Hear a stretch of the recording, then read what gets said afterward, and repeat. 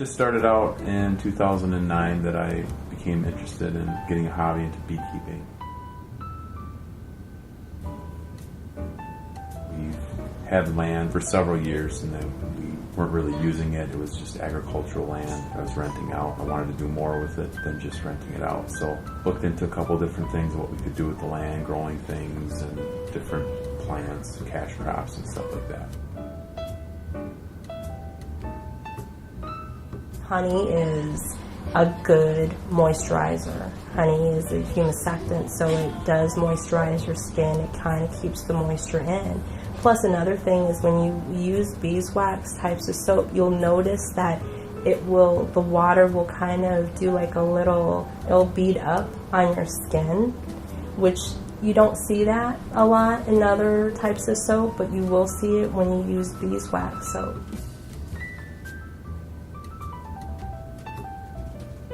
So it's kind of neat to see that, and I think using beeswax, like I said, not all soapers will use beeswax, but we do because we are Silver Wings Honey.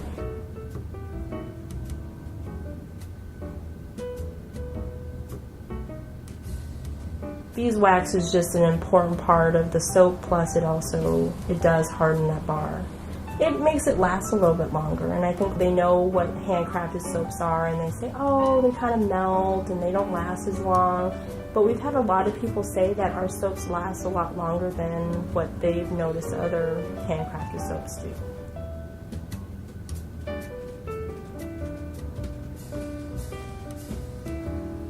Also, beeswax is kind of tricky to work with because you have to heat it at a certain temperature, and it has a flash point, so you don't want it to get really, really hot, so you got to be very careful.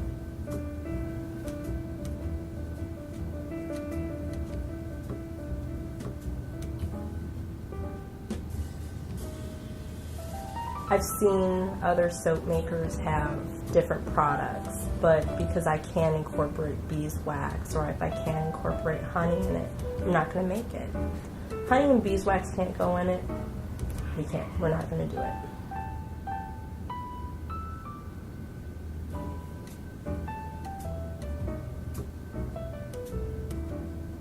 A lot of our decisions on what we did with our business, all the way from since day one, weren't based on how much money you could get and trying to optimize a revenue or a profit. And it still is very low scale. We only have about a dozen hives in the summertime.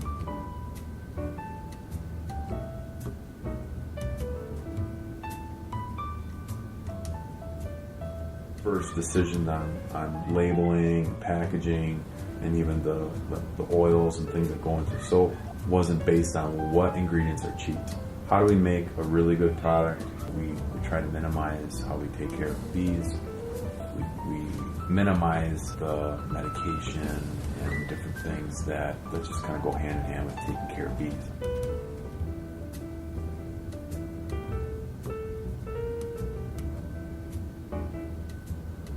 If we can keep our bees healthy and we can do that without relying on medication, then we do that. We don't like to feed them sugar. We try to leave as much honey as we can for them so that they can make it through the winter on their own.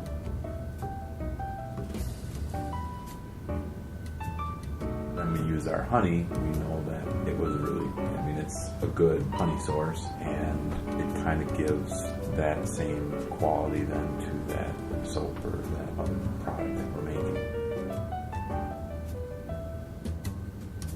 And like anything, when you do it yourself, I think you're more proud of it, so we can say that, yeah, that ingredient came straight from us. We enjoy doing it. It's not something that I don't think I would ever stop doing.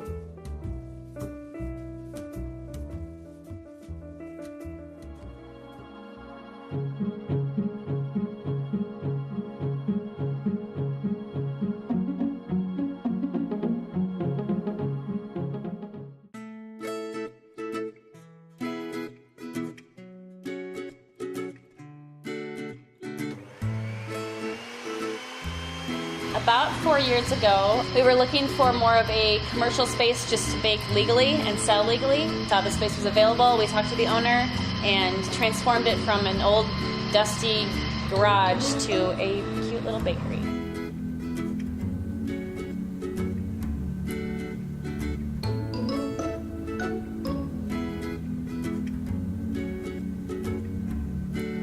A lot of things in here draw a lot of attention and conversational pieces. The wall behind you with all of old recipes on it, some of my grandparents, my mom's, mine, great-grandma's, yep.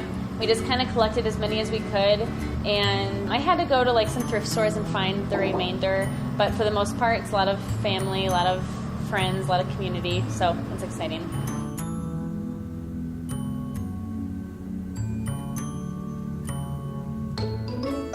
I think right off the bat we wanted to make sure that we didn't make things too sweet, and so we really wanted that natural flavor. Instead of sugar, we thought of other alternatives such as maple syrup and honey.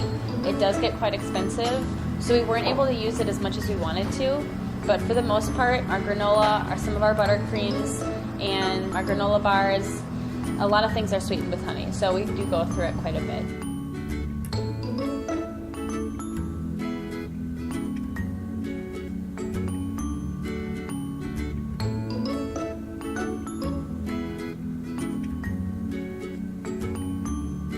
We also just wanted to support a local farmer. We would never ever buy honey from a random place. It needs to be local, it needs to be in Wisconsin, and it's not hard to find around here. We support a lot of farmers. It's really exciting because I know what it's like to have a small business, and to get the support that we have is really important. So I know and I feel awesome about writing those checks to them when they bring in items. You just want to keep that going no matter what. Keep the business local.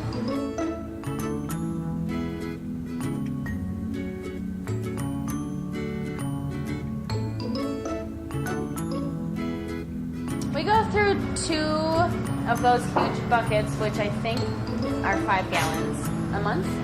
2 of those a month. So 10 gallons a month, roughly. That's a lot of honey.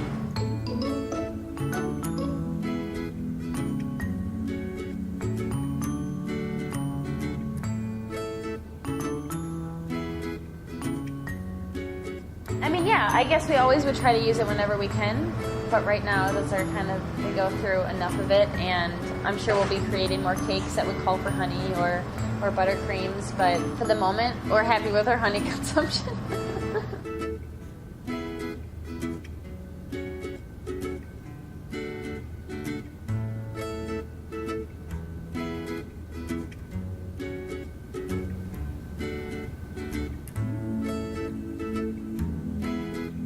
My favorite thing is the honey buttercream, I would say. The oatmeal cream pies are awesome. I like cake.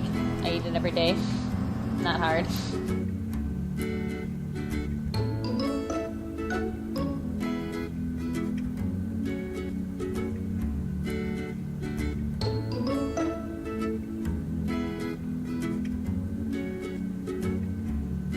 I mean, I think Stevens Point deserves a bakery like us.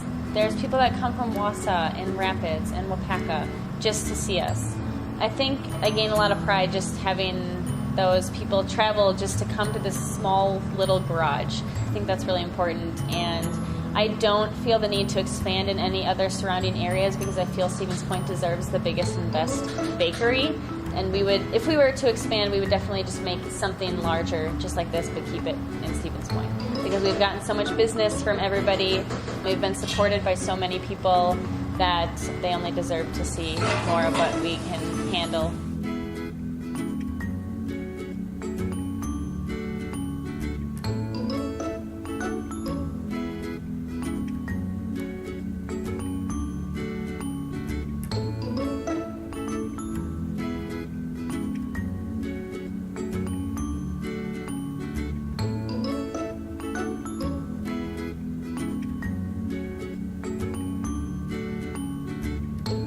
I do it for myself because I love it, but I think I do it more for the people.